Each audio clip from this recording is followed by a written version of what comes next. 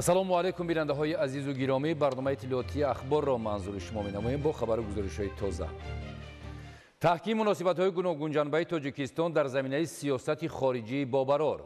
پرزیدنت جمهوری تاجیکستان پیشوای ملت محترم امامعلی رحمان با مقصد اشتراک در همایش سران دولت‌های آسیای مرکزی اتحاد اروپا در شهر سمرقند جمهوری ازبکستان قرار دارند. 3 اپریل در حاشیه همایش آسیای مرکزی و اتحاد اروپا ملاقات پیشوای ملت محترم امامعلی رحمان با یک قطار راهبران دایر شد. گزارشی خبرنگاران ما. 3 اپریل پرزیدنت جمهوری تاجیکستان پیشوای ملت محترم امامعلی رحمان با مقصد اشتراک در همایش سران دولت‌های آسیای مرکزی اتحاد اروپا وارد شهر سمرقند جمهوری ازبکستان شدند. در فرودگاه بین المللی شهر سمرقند سرور دولت محترم امامعلی رحمان را سروزیر جمهوری ازبکستان عبدالله آریپوف و دیگر نمایندگان والا مقام جمهوری ازبکستان استقبال گرفتند.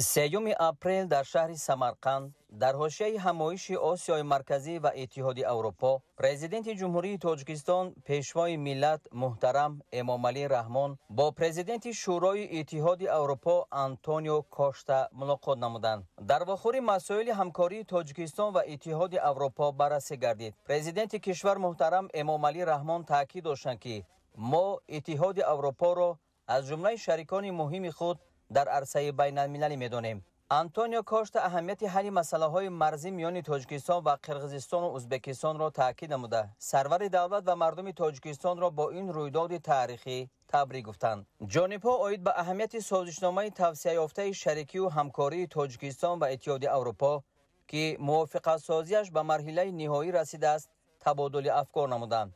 استفاده ذخیره‌های عظیم طبیعی، گیدرانرژتیکی، اشیاء خام مهم، ظرفیت‌های کشاورزی، اقتدار صنعتی و ترانزیتی تاجیکستان برای رشد تجارت با اتحاد اروپا سودبخش ارزیابی گردید.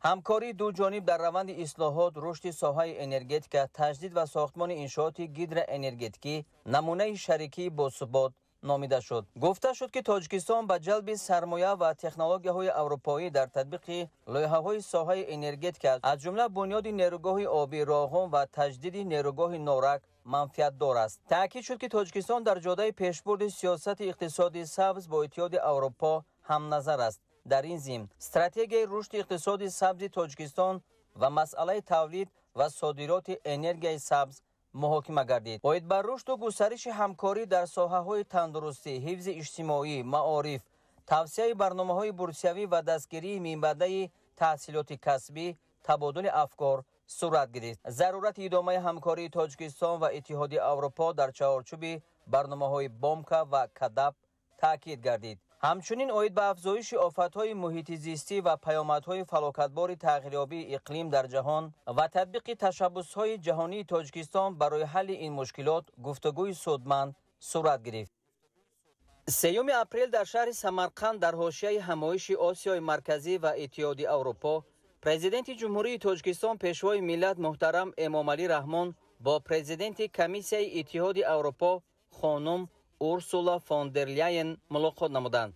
در واخور مسائل همکاری تاجیکستان و اتحاد اروپا بررسی گردید. پرزیدنت کشور محترم امامعلی رحمان تاکید داشتند که تاجیکستان از تشبث به سطح استراتژی برآوردن مناسبت‌ها جانبداری می‌نماید. با توسعه رابطه‌های اقتصادی و تجارتی، جلب سرمایه و تکنولوژی‌های نوی اروپایی به اقتصاد تاجیکستان توجه زیاد ظاهر گردید. مسائل به امضا رساندن سازشنامه توسعه یافته شریکی و همکاری میان تاجیکستان و اتحاد اروپا، همچنین راه‌های تطبیق خریطه راه اید به عمیق‌سازی روابط بین منطقوی از موضوعهای مهمی صحبت بود. تأکید گردید که تاجیکستان برای اشتراک در لایحه علاقه محوروی اتحاد اروپا و آسیای مرکزی آماده است. رشد همکاری در سمت رقم‌کنونی، گزارش به حکومت الکترونی و رشد ذهن صنعی مهم دانسته شد. اهمیت استراتژی اتحاد اروپا برای کشورهای آسیای مرکزی، تشبث نوی دروازه گلوبالی و برنامه‌های بسیار ساله ایندیکاتیوی تاکید گردید. در رابطه با حل مشکلات گلوبالی اظهار باور کرده شد که اتحاد اروپا در کنفرانس بین المللی عاید به حفظ پریاخ‌ها ماه می سال روان در شهر دوشنبه در سطح مناسب اشتراک خواهد کرد. در شهر سمرقند پرزیدنت جمهوری تاجیکستان پیشوای ملت محترم امامعلی رحمان همچنین با پرزیدنت بانک اروپایی تجدید و رشد خانم عادل رنابسا ملاقات نمودند. طور تاکید گردید در دوره همکاری از جانب بانک اروپایی تجدید و رشد در تاجیکستان 184 لایحه مورد تطبیق قرار گرفته است که مبلغ عمومی آنها به بیش از 1 میلیارد دلار میرسد. این لایحه ها اساساً در سمت‌های تحکیم نظام مالیوی، رشد بخش خصوصی و ساحه‌های نقلیات و انرژتیک تطبیق می‌گردند. لایحه های مربوط به تامین اهالی با آب و بلندبرداشتن سطح خدمترسانی کمونالی از بخش‌های دیگر همکاری تاجیکستان با بانک اروپایی تجدید و رشد ارزیابی گردیده علاقه‌مندی تاجیکستان بر رشد همکاری تاکید شد. سرور دولت محترم امامعلی رحمان سطح همکاری با بانک را بلند ارزیابی نموده اظهار داشتند که تطبیق لایحه‌های مشترک با نظرداشت تأثیر منفی عامل‌های بیرونه به اقتصادیات تاجیکستان در شرایط کنونی بسیار مهم میباشد. ضرورت گسترش همکاری برای ادامه اصلاحات اقتصادی و تاباور نمودن اقتصادیات تاجیکستان به خطرهای امروزه و جلب مبلغ‌های گرانتی و امتیازناک شریکان رشد تاکید گردید. اظهار باوری کرده شد که همکاری تاجیکستان با بانک اروپایی تجدید و رشد در تطبیق لایحه‌های افضلیت‌ناک در دوره روزنامه سبز من بعد تقویت می‌یابد. 3 اپریل در شهر سمرقند در حاشیه همایش آسیای مرکزی و اتحاد اروپا پرزیدنت جمهوری تاجیکستان پیشوای ملت محترم امامعلی رحمان با پرزیدنت جمهوری ازبکستان محترم شوکت میرزیویف ملاقات نمودند. در واخوری وضع و دورنمای مناسبت‌های تاجیکستان و ازبکستان اینچنین مسائل‌های مبرم بین المللی و منطقوی بررسی شد. پرزیدنت کشور ما محترم امامعلی رحمان از سرعت رشد همکاری از جمله در بخش‌های اقتصادی و تجارتی و فرهنگی و گومانیتری اظهار قناعتمندی نمودند. شوکت میرزیویف بار دیگر از تأثیراتشان از شورابینی‌های چند پیش در شهر خوجند برگزار شده یادآور گردیده به جریان و نتیجه‌های آنها بهای بلند دادند. از امضای عهدنامه میان جمهوری تاجیکستان و جمهوری ازبکستان درباره مناسبت‌های همپیمانی اظهار قناعتمندی کرده شده و بار دیگر اهمیت آن در رشد همکاری بین دولتی تاکید گردید. به مسائل گسترش همکاری در بخش‌های گوناگون صنعت، تطبیق امکانات صادراتی و سرمایه‌گذاری و وسعت رابطه‌های بین منطقه‌ها توجه زیاد ظاهر گردید. همچنین عاید به دیگر موضوع‌های مورد توجه مشترک گفتگوی سودمند صورت گرفت. ساکنان ناحیه شاه منصور با مقصد بیشتر استحصال کردن محصولات کشاورزی و برای 2 سال ذخیره نمودن مواد ضروری غذایی زمین‌های نزدی حولگی خود را ثمرناک و عاقلانه استفاده می‌برند. گزارش ابراهیم نظرالله زاده. استفاده ثمرناک زمین‌های نزدی‌حولگی باعث می‌گردد که تأمینات اهالی با محصولات نیازی اول تامین گردیده همزمان اهالی در تامین امنیت اوضاع‌خواری مملکت سهم گذارند. در ناحیه شاه منصور شهر دوشنبه این تدبیر از جانب اهالی در سطح بلند براه مانده شده است. در محله چلمهراب ناحیه ساکنان از تجربه پیشقدم استفاده نموده هر یک قطعه زمین را طبق طلباتش استفاده می‌نمایند. عبدالمجید یادگارов از زمره آن نفران است که در ساحه کشاورزی تجربه خوب دارد و در قطعه نزدی‌حولگی خود زراعت گوناگون کش نموده است و حاصل بلند را انتظار است. استحصال برجات محصولات کشاورزی که در زمینه استفاده ثمرناک و عاقلانه زمین به وجود می‌آید در بهداشت روزگار ساکنان اهمیت مهم داشته امروز در هر عائله به یک عمل حتمی و معمولی تبدیل یافته است. در این قطعه زمین پومیدور، بادرینگ و سبزوات گوناگون پرورش می‌کنند. همچنین در نزد حوله گرمخانه‌ها موجود است که در آن پومیدور و بادرینگ پرورش کرده می‌شود. تجربه این خوجگیدار باعث دستگیری بوده دیگران را نیز می‌باید با استفاده ثمرناک زمین در تامین اهل عائله خود با مواد مورد نیاز اول سهم گذارند. در دیگر عائله‌ها نیز مشاهده شد که ساکنان زمین نزد حولگی خود را ثمرناک استفاده بردند. امروزها در ناحیه برای کشاورزان شرایط ضروری مهیا گردیده آنها دلخواه محصولات کشاورزی از لحاظ اقتصادی منفعت‌آور را کشت و پرورش می‌نمایند. تاکیدهای پیوسته و راهنماسازی رهبریت عالی دولت و حکومت جمهوری تاجیکستان در سمت عاقلانه استفاده بردن زمین امروز سرمشق کار کشاورزان مملکت از جمله دهقانان ناحیه شاه منصور қарор гирифтааст. аз рӯи тавсияи мутахассис амал намудану риоя кардани талаботи кишт ва парвариши зироати кишоварзӣ асоси серҳосилӣ мебошад ва ин раванд дар тамоми хоҷагиҳои кишоварзии ноҳияи Шоҳмансур дар сатҳи зарурӣ ба роҳ монда шудааст.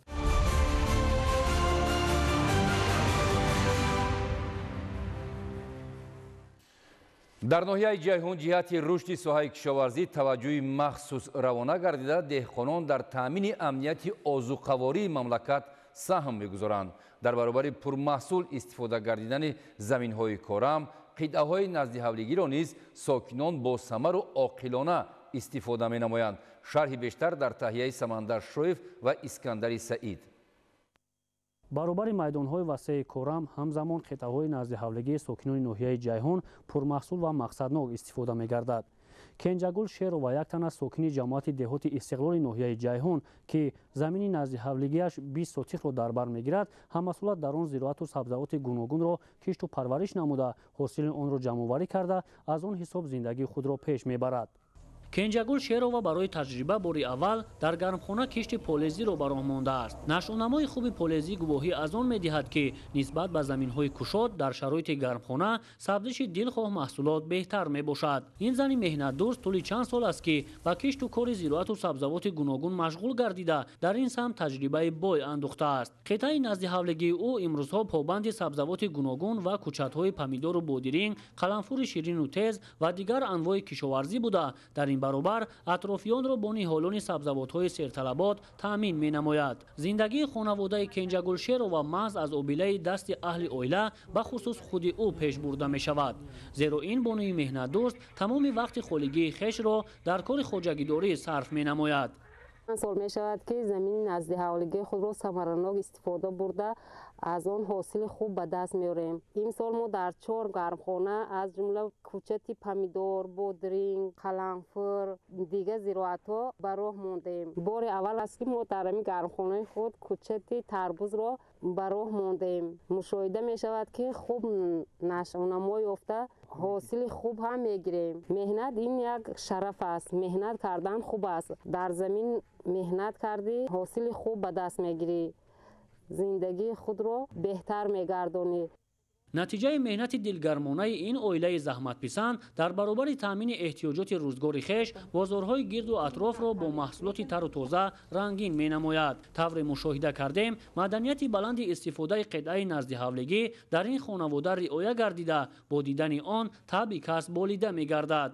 қитъаи назdiҳавлигии Кенҷагул Шерова 20 сотихро ташкил дода, дар 16 садяки он гармхона бунёд ёфтааст ва дар боқимонда замин бошад, ҳамасола картошка кишт менамояд. айни замон дар гармхонаҳои ӯ ниҳолони помидор, бодиринг, қаламфур, каду хуб нашъунамо гирифта, ҳамарӯза ба коркарду нигоҳубини он саргарм мебошад. таъкидҳои пайвастаи пешвои миллат муҳтарам Эмомалӣ Раҳмонро дар самти истифодаи замин ва захираи маҳсулот барои 2 сол сокинони ноҳияи ҷайҳун машқи ҳаррӯзаи кори хеш қарор дода, заминҳои корамро пурсамар истифода бурда, сатҳи рӯзгорашонро аз ин ҳисоб сол аз сол беҳтару хубтар мегардонанд. Самандар Шоев, Искандари Саид, ноҳияи ҷайҳун, ахбор.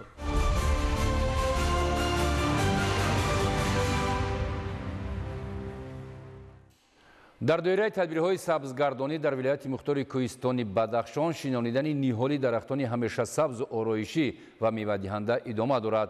дар ноҳияи Шуғнон маъракаи ниҳолшинонӣ доир гардид, ки дар он кормандони касбу кори гуногун фаъолона иштирок карда дар мавзеъҳои муайян беш аз 3000 бех ниҳоли дарахтони мевадиҳанда ва ороишӣ шинониданд.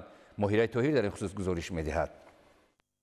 вобаста ба сарсабзгардониву покизагӣ ва сазовор истиқбол гирифтан аз ҷашни 35-солагии истиқлолияти давлатии ҷумҳурии Тоҷикистон дар қаламрави шаҳру нояҳои вилояти мухтори Кӯҳистони Бадахшон корҳои кабудизоркуниву созандагӣ вусъат ёфта, сокинони ин минтақа бо истифода аз ашарҳои дастаҷамона ҳамарӯза кабудизоркуниро равнақ бахшида истоданд. ноияи Шуғнони вилояти мухтори Кӯҳистони Бадахшон яке аз нояҳои калонтарини вилоят ба ҳисоб рафта, бо истифода аз шароити امکانات مساعد آب و هوا با برگزاری حشر دستجمعانه در دهه منیم معرکه نهالشنانی را انجام دادند. در معرکه کبودزارکنی و نهالشنانی رئیست دانشگاه دولتی خوروغ به نام اکادمیک مویوشو نظرشویف، رئیست агенти молиявӣ ва мубориза бо коррупсияи ҷумҳурии тоҷикистон дар вилояти мухтори кӯҳистони бадахшон ва кормандони мақомоти иҷроияи ҳокимияти давлатии ноҳияи шоҳнону сокинони ноҳия дастаҷамона ширкат варзида дар бунёди боғ самгузорӣ намуданд. дар маъракаи навбатии ниҳолшинонӣ зиёда аз 3000 ниҳолҳои мевадиҳанда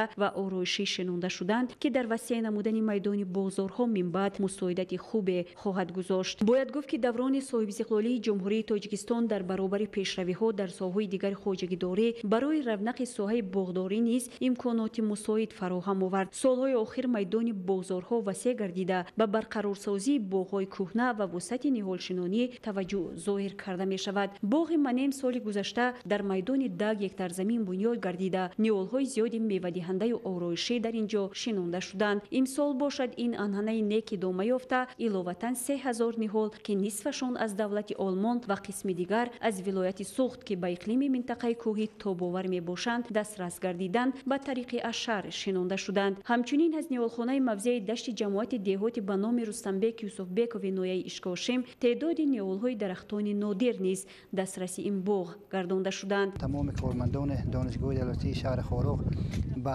дастаҷамома ба ниҳолшинонӣ оғоз карданд. ниҳолҳои зиёдеро дар ин боғ шинонда истоданд ва хушбахтона порсол ки ниҳолҳо шинонида шуданд, ҳамаи ниҳолҳо дар баъра ҳастанд. бояд гуфт, ки кабудизоркуниву сарсабзгардонии гӯшаву канори мамлакат яке аз ҳадафҳои муҳими кишвар маҳсуб ёфта, дар паёми солонаи пешвои муаззами миллат ба ин иқдоми нек таваҷҷӯҳи зиёд равона гардида шудааст. минбаъд ҳар ҳафта ин маъракаи муҳим бо ҷалби кормандони корхонаҳо, хонандагони муассисаҳои таҳсилоти миёна ва дигар табақаи ҷомеа идома меёбад. ниҳолшинонӣ дар деҳаи манеми ноҳияи шоҳнон бо риояи агротехникаи буғдорӣ анҷом ёфта, усули обёрӣ бо тариқи қатрагӣ бо истифода аз дастгоҳи обкашӣ ва панелҳои офтобӣ роҳандозӣ шудааст.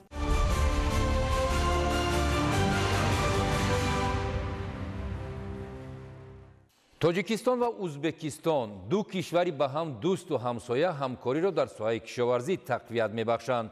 дар заминаи равобити судманд моҳи октябри соли 2024 дар филиали институти зироаткории академияи илмҳои кишоварзии тоҷикистон дар вилояти суғд дар майдони 13 гектар кишти гандуми суперэлитаи ихтирои институти илми таҳқиқотии ғалла ва лӯбиёгиҳои вазорати кишоварзии ҷумҳурии узбекистон ба роҳ монда шуд. мақсад аз амалӣ намудани ин тадбир ба роҳ мондани табодули таҷриба байни олимони соҳа ва таъмини хоҷагидорон бо тухмиҳои серҳосили гандум арзёбӣ мешавад. тафсилоти бештар дар гузориши абдуваҳоби абдусаттор ва илёс бобоҷон.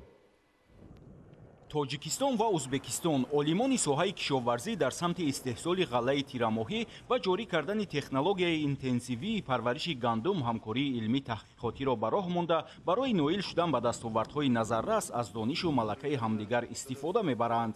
дар доираи равобити судманд тасмими кишту парвариши гандуми суперэлитаи ихтирои институти илмии таҳқиқотии ғалла ва лӯбиёгиҳои вазорати кишоварзии ҷумҳурии узбекистон дар масоҳати 13 гектар замини филиали институти зироаткории академияи илмҳои кишоварзии тоҷикистон дар вилояти суғд амалӣ карда шуд. аз ин нишондиҳанда 1.5 гектарро қитъаи намоишӣ ташкил дода, олимони ҳарду кишвар аз моҳи октябри соли 2024 раванди нашъунамои зироатро дар шароити обу иқлими минтақа ҳамаҷониба мавриди омӯзиш қарор додаанд.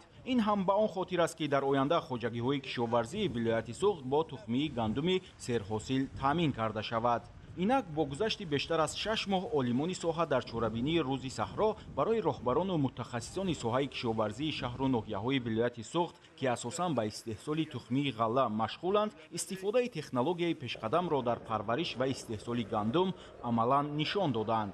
олимон иброз доштанд ки айни замон нашъунамои ғаллаи тирамоҳӣ хуб буда дар давраи панҷазанӣ ва найчаронӣ қарор дорад. барои он ки аз тухми баландсифат истифода барем, мо бояд ҳатман ба агротехникаи парвариши он риоя кунем. бинобар ҳамин имрӯз олимон дар бораи нозукиҳои агротехникаи парвариши ғалла истода гузаштанд, хусусан пеш аз кишт додани нуриҳои азотию, нуриҳои калидору нурии фосфордор, риоя намудан ба меъёрҳои додани нури минералӣ, чунки мо агар ҳам фосфор, ҳам калий, ҳам азотро таносубаш риоя накунем, агар ҳосилнокӣ баланд кардан мумкин нест. барои рӯёнидани ҳосили баланди гандум истифода ва риоя кардани қоидаҳои агротехникӣ аҳамияти калон дорад. яке аз шартҳои асосии коштани тухмии хушсифату серҳосил ва ба касалиҳо тобовар ба ҳисоб меравад. бино ба таъкиди олимон, мувофиқ будани иқлими кишт, бо сифат гузаронидани шудгор, аз алафҳои бегона тоза кардани замин, додани обу ғизо, саривақт бурдани мубориза бар зидди ҳашароти зараррасон боиси фаровонҳосилӣ мегардад. мо такя ба илм мекунем, албатта бо тамоми олимоне ки дар ин соҳа кӯшиш доранд, ҷиддуҷаҳд доранд, бо онҳо ҳамкорӣ намуда бевосита бо иштироки онҳо, бо маслиҳати онҳо дар пешбурди зироаткорӣ саҳми худро мегузорем. дар қисмати назариявии ҳамоиш аз ҷониби олимон ба масъулони бахши кишоварзии шаҳру ноҳияҳои вилояти Суғд ва хоҷагиҳои тухмипарварӣ оид ба технологияи парвариши гандум дар заминҳои санглоқи вилояти Суғд, селексияи зироати ғалладонагӣ вобаста ба тағйирёбии иқлим, роҳҳои мубориза бар зидди касалӣ ва зараррасонҳои ғалладонагӣ дастуру маслиҳатҳои муфид дода шуд. таъкид гардид ки ҳамкорӣ бо олимон барои рушди соҳаи кишоварзӣ, хусусан дар бахши ғаллакорӣ, заминаи мусоидро фароҳам меорад ва деҳқонон бо истифода аз маслиҳату машварати илман асоснок дар самти кишту парвариши зироат, хусусан истеҳсоли гандум ба дастовардҳои назаррас ноил мегарданд. абдуваҳоби абдусаттор, Илёс Бобоҷон, вилояти Суғд, ахбор.